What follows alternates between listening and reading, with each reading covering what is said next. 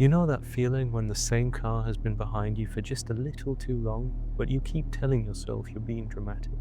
That was basically the first half of this night for me. I was 24 and working nights at a warehouse outside town. Nothing interesting. Mostly scanning boxes, loading pallets, and trying not to fall asleep during the last hour of the shift. I usually got out around 1:30 in the morning. The drive home was normally the only peaceful part of the night. Empty streets, no traffic, no one calling my name over a radio, just my old car humming along and whatever podcast I had playing low. There was a shortcut I took almost every night. It ran behind this dying shopping center, past the dumpsters and loading docks, then around a storage place before cutting toward my apartment complex. It only saved 5 minutes, maybe less, but after a night shift, 5 minutes feels like something. That night, it was raining lightly, not enough to make driving difficult, just enough to make the road shiny and smear the windshield every time the wipers moved. My driver's side wiper had this annoying streak right in my line of sight, and I remember leaning around it like that somehow made sense. About halfway home, I noticed headlights behind me. Dark sedan, nothing special. At first, I barely cared. There were still a few cars out near the main road. Other late shift workers, people coming back from bars, or so. Then I turned behind the shopping center. The sedan turned too. Still, I told myself it meant nothing. Maybe they knew the shortcut. Maybe they lived near me. Maybe I was just tired. But after I passed the storage units, I took another turn. The sedan took it too. It stayed a few car lengths back, not tailgating, not flashing lights, not trying to scare me in an obvious way. That was what made it worse. It felt calm, patient. I turned my podcast down without realizing I was doing it. Instead of taking my usual left toward my apartment, I kept going straight. That road led into an industrial park, and at that hour, it was completely dead. No open businesses, no workers outside, just dark buildings and empty loading bays. The sedan stayed behind me. That was the first moment when my body reacted before my brain did. My hands got sweaty on the steering wheel. I made a random right into an empty parking lot. There were a few box trucks parked near a warehouse, but no people, no lights inside, nothing. The sedan passed the entrance. For maybe 2 seconds, I felt stupid. Then its brake lights came on. It stopped in the road, reversed slowly, and turned into the parking lot after me. I remember everything going quiet in my head. Not panic, not yet, just quiet. I cut across the lot and went out through the other exit. I didn't floor it because the pavement was wet, but I definitely wasn't driving like a normal person anymore. The sedan came out behind me again. Same distance, same speed, like it already knew where this was going. I called my roommate first. No answer. Called again. Nothing. Then I called 911, and weirdly, I felt embarrassed while doing it, like I was wasting their time, like I was going to sound paranoid, but the dispatcher didn't make me feel stupid. She asked where I was, where I lived, and whether I was currently heading home. When I told her yes, she immediately told me not to, not try to lose them, not maybe pull over somewhere, just do not drive home. That sentence made the whole thing real. I started driving toward the police station while she stayed on the line. The sedan followed through 2 more turns. Then, on a quiet stretch near a park, it moved into the left lane and came up beside me. It didn't pass, it just stayed there, right next to my car. I kept staring straight ahead, but I could see the window in the corner of my eye. Dark glass, no face, no movement. Then it drifted towards my lane. Not enough to slam into me, just enough to make me react. I jerked right, hit the curb hard, and yelled without meaning to. The dispatcher heard it and asked what happened. I told her the car had tried to push me off the road. The sedan dropped back behind me again. A closed convenience store came up on the right. The inside was dark, but the outside lights were still on, and I could see cameras above the entrance. I pulled in fast, drove right up near the front doors and laid on the horn. The sedan slowed near the driveway. For 1 second, I thought it was coming in after me. Instead, it rolled past, slowly, almost casually. Then it disappeared down the road. I stayed in that parking lot until a police car pulled in. They drove around the area but didn't find anything. I couldn't give them a plate. I couldn't even tell them the exact model. Dark sedan, tinted windows. That was basically all I had. The next day, I drove the shortcut in daylight because I wanted to prove to myself I had overreacted. Near the storage place, there was a gravel pull-off I had never really noticed before. From that spot, you could see the warehouse road, the shortcut behind the shopping center, and the turn that led towards my apartment complex. There were fresh tire tracks in the gravel. Maybe they meant nothing, but I stopped taking that shortcut. About a week later, my roommate told me someone in our apartment complex had complained about a dark car sitting near the black stairs late at night. No music, no headlights, no one getting out, just sitting there. Not every night, just randomly. I moved out a couple months later. I still work late sometimes, and I still hate when the same car stays behind me for too many turns. Because the worst part wasn't being chased. I wasn't chased. The worst part was how calm it all was, how quiet, how long it took me to admit that someone was following me on purpose.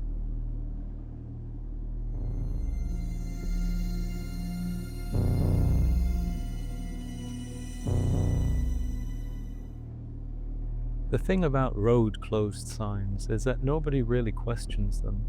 You see orange, you see an arrow, you assume someone official put it there. That's what I did. I was 34 and working as an appliance repair tech. I drove a white company van with a business name on the side, a ladder rack on top, and enough tools in the back to make the van work more than my actual car. Most of my job was boring. Dishwashers not draining, washing machines shaking too much, fridges making noises that customers described like there was a demon inside, when really it was usually just a fan or a bad compressor. I drove a lot of back roads for that job, so being in the middle of nowhere didn't bother me. This was around late October, early morning. Not fully dark, but not daylight either. That ugly blue-grey time where everything looks flat and cold. I had a first appointment at some farmhouse outside town. The customer wanted me there early because he had work, so I was already annoyed before anything happened. I had also spilled coffee on my pants 10 minutes after leaving my apartment, which somehow made the whole morning feel worse. My GPS took me down a county road between fields. After a few miles, I came around a bend and saw a road closed sign. Not a full barricade, just one orange folding sign partly blocking the lane. Next to it was a detour arrow pointing right. No workers, no cones, no flashing lights. But it was early, and I figured maybe the road crew just wasn't there yet. So I turned. The first road was narrow, but paved. After a couple minutes, there was another detour sign pointing left. Then another one pointing right. By then, my GPS had lost signal, but that happened a lot in rural areas, so I didn't think much of it. The road got worse after the third turn. Trees on both sides, no houses, no driveways, no other cars. Then the pavement ended.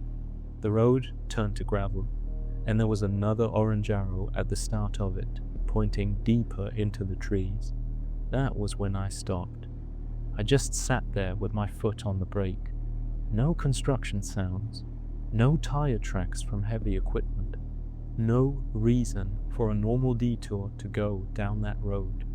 I remember saying, "No way," out loud to myself. Then I put the van in reverse. Headlights came on behind me. A pickup truck had pulled in after me and stopped close enough that reversing would mean hitting it.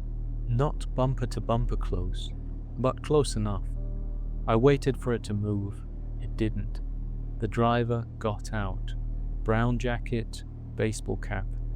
couldn't see his face clearly because his headlights were behind him.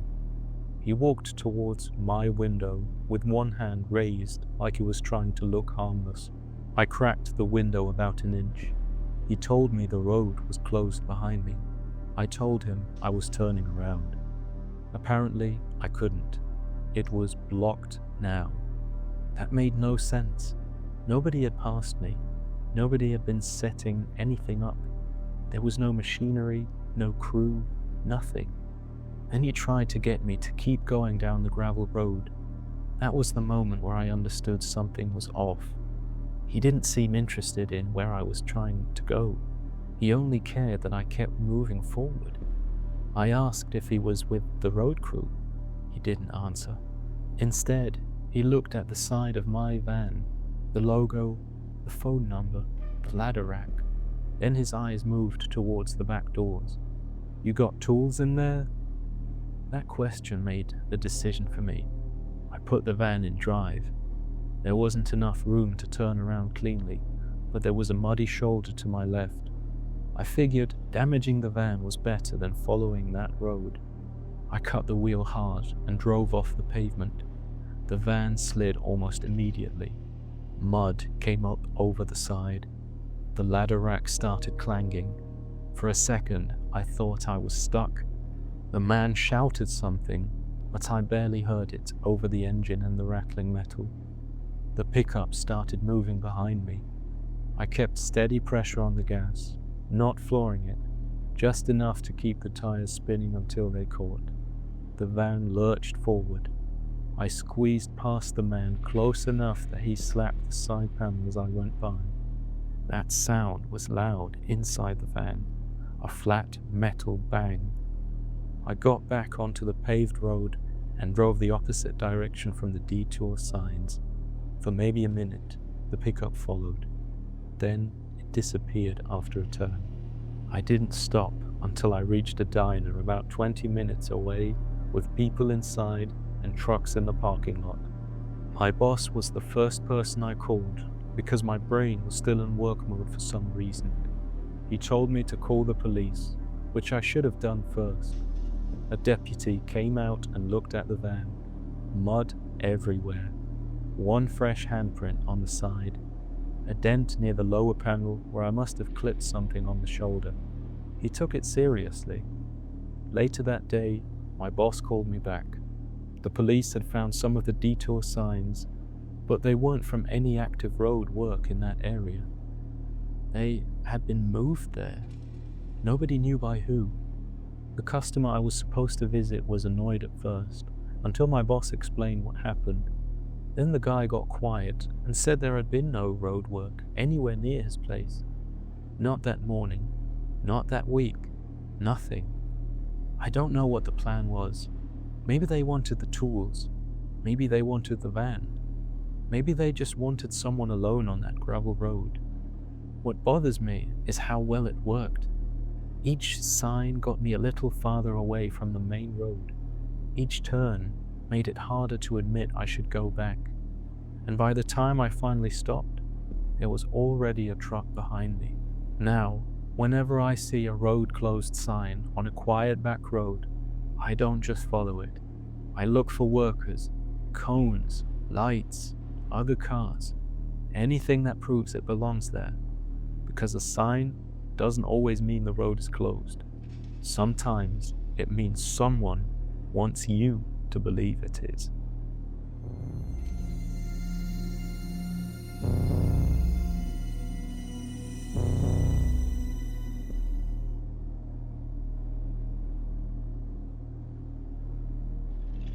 I don't stop at empty gas stations anymore. Not if the place looks dead. Not if there are no other customers. And definitely not if the only thing telling me it's open is a red sign glowing in the window. I learned that after exit 47. I was 29 at the time, driving home after helping my older brother move into his new house. He lived about 4 hours away, and I made the mistake of telling him I could help for a few hours. Anyone who has ever helped someone move knows that means your entire day is gone. By the time I left, it was already after midnight. My back hurt, my shirt smelled like dust, and there was a half-empty bag of fries on the passenger seat that I kept eating from even though they were cold and disgusting. Around 1 a.m, I needed gas. I saw one of those blue highway signs, gas, food, lodging. Normal enough. I took the exit. The second I got off the highway, the whole area felt dead. There was a small gas station on the right, a motel across the road, and behind both of them, nothing but darkness. No restaurants, no traffic, no one walking around, but the gas station lights were on over the pumps. The open sign was glowing, so I pulled in. There was an older SUV parked along the side of the building, not at a pump. I noticed it, but only as a background detail, something your brain records before you know why it matters. I started pumping gas. While I waited, I looked towards the store. The inside was dim, but I could see someone behind the counter. At least, I thought I could. It looked like a head and shoulders facing forward. That made me feel better for maybe 30 seconds. Then a guy came around the side of the building. Hoodie, jeans, normal shoes. Nothing about him screamed dangerous. He'd looked like someone you'd pass in a grocery store and forget immediately. He asked if I had jumper cables. I actually did. They were in my trunk. But something about the way he walked towards me before I even answered made me not want to say yes. I told him I didn't have any. He stopped about 10 feet away and looked at my trunk. Not a quick glance. He looked at it like he knew exactly where jumper cables would be. Then, he wanted me to check. That was the first thing that felt wrong. Most people accept a no from a stranger at 1 a.m. Maybe they get annoyed. Maybe they ask someone else. He didn't. He wanted me to open the trunk. The pump clicked off, and I put the nozzle back. Normally I would have gone inside for a receipt, but right then, I just wanted to leave. Then he mentioned that his car was around back. That made even less sense. The pumps were in front. The entrance was in front. The road was in front. Behind the station was just darkness. I started moving toward my driver's door. He moved too. Not fast, just enough to stay too close. I glanced into the store again, towards the person behind the counter. That was when I realized it wasn't a person. It was a cardboard beer advertisement. A life-size cutout. There was no clerk. No one inside. Just a dim store, an open sign, working pumps, and a man trying to get me behind the building. I got into my car and locked the doors. He came up to the driver's window and tapped once. I kept my eyes on the steering wheel and started the engine. Another tap. Then he held up his phone. The screen was black. For 1 second, I actually felt guilty. That's the part I hate admitting. Some stupid part of my brain still wanted to believe I was being rude to a guy who needed help. Then I saw movement near the back corner of the station. Not him, someone else. Just a dark shape stepping backward out of view. That killed any doubt I had left.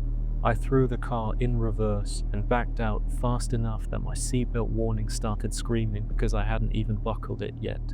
The guy's expression changed instantly. Not angry exactly, more like the act turned off. He grabbed my door handle as I moved, not hard enough to stop the car, just enough to check if it was locked. I pulled out of the station and got back onto the highway without stopping. He didn't run after me. He didn't yell. He just stood under the pump lights and watched me leave. That scared me more than if he had chased me, because it made it feel routine, like I wasn't special. I was just one tired driver who almost did what he wanted. The next morning, I looked up the gas station. It was listed as temporarily closed. The most recent reviews were months old, but one of them stuck with me. Looks open at night, but nobody is inside. Do not stop here after dark. That was the whole review. No long explanation, no story, just that. I still don't know what they wanted. My wallet, my car, whatever was in my trunk. maybe all of it, but I know the setup worked. The lights were on, the sign said open, the pump took my card. There was even something shaped like a person behind the counter. It was just enough to make a tired driver feel safe, and I think that was the point.